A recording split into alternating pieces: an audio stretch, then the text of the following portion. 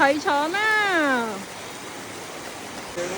Nằng, ôi, thấy chớn đấy bé bé. Ô. Wow, bé bé, thấy chút bé bé mà. Ô, bé bé mà lên tắc chút nơi ấy cái nè. Cái nè, cái video cô chứ nè. Wow, thấy á. Hey, bé bé. Ai cầm trâu mơ nơi trong Telegram mà bông bơ trong cái sân kia ơi. Ô, thấy. Ôi mới thấy à. Yeah, thấy nó cứ ăn tay na chị ai ngón á. Ủa mấy nên đi.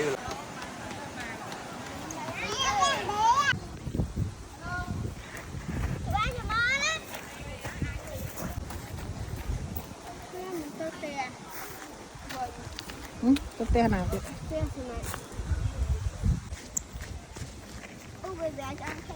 Đây bé à? Hey. Ôi tên à.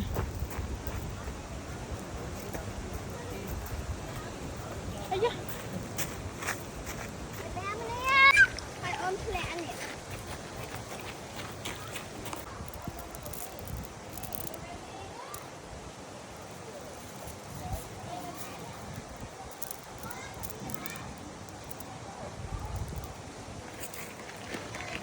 Lên ấy, lên đống mò, bé lên đống mò.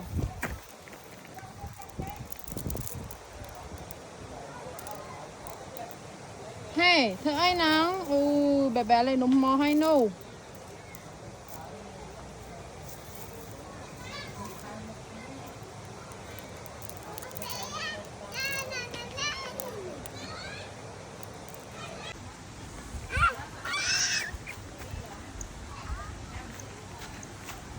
Ôi bé làm chứ.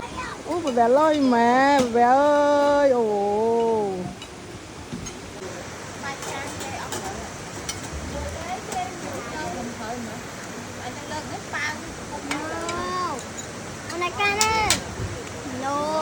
Chọc luôn anh và đá nhâm luôn anh và đá.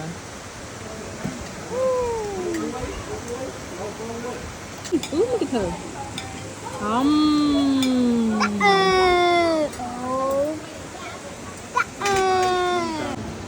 Tắt cái nào? Tắt không mà đà tập rồi. Nó còn phơi cái lôi má ơi. Cái bé nhắc ơi. Cha ban vây của bò cục thường ấy kê mau ấy cứ bò ấy cái mai tắc người kê đây. Liền. Tắc lên tắc mà máu ấy. Đó co. Đã bập đầu. Này nè.